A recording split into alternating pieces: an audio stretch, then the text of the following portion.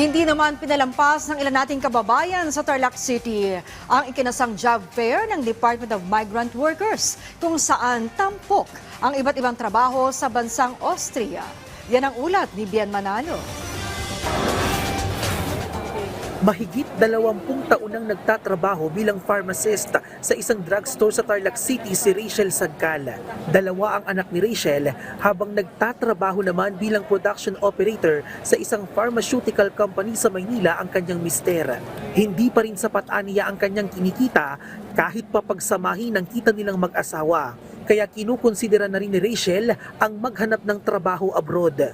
Kulang pa rin, kaya kailangan mag-abroad para magkaroon ng additional income. Hindi na niya pinalampas ang pagkakataon na mag-apply nang malamang may job fair ang DMW sa kanilang lugar na nag-aalok ng mga trabaho sa ibang bansa. Lalo pa at target niya ang mga bansa sa Europa. Kasama rin ni Rachel ang kanyang mister sa pag-a-apply.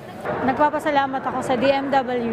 Malaking tulong kasi nga katulad niyan, hindi ka na magpapakahirap pumunta ng Manila. Then nandito na siya sa Tarlac mismo sa area namin. Kabilang sina Rachel sa mga aplikanteng dumagsa sa job fair na nagbabaka sakaling makahanap ng oportunidad abroad. Lumagda sa isang kasunduan ang provincial government ng Tarlac at mga kawani ng Federal State of Upper Austria na layong makapagpadala ng mga manggagawang Pilipino sa Austria mula sa probinsya. Kabilang sa mga manggagawang kailangan sa Austria ang nasa larangan ng healthcare, engineering, construction, information technology, hospitality, and tourism. And we feel very, very comfortable with the Philippines.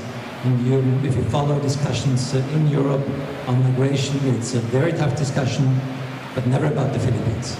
We have our T class, which is ready to train them on skills required to properly match the skills of our workers going to Austria.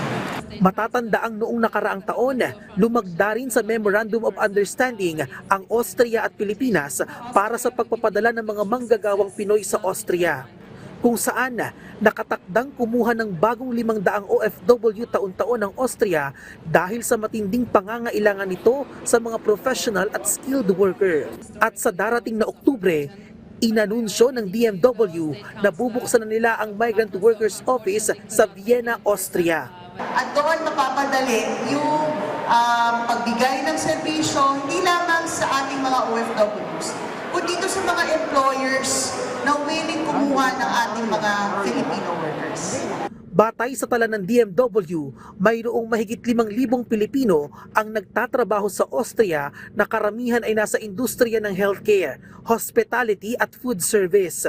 Maaring bisitahin ang kanilang website na dmw.gov.ph para sa iba pang impormasyon. Bien Manalo para sa Pambansang TV sa Bagong Pilipinas.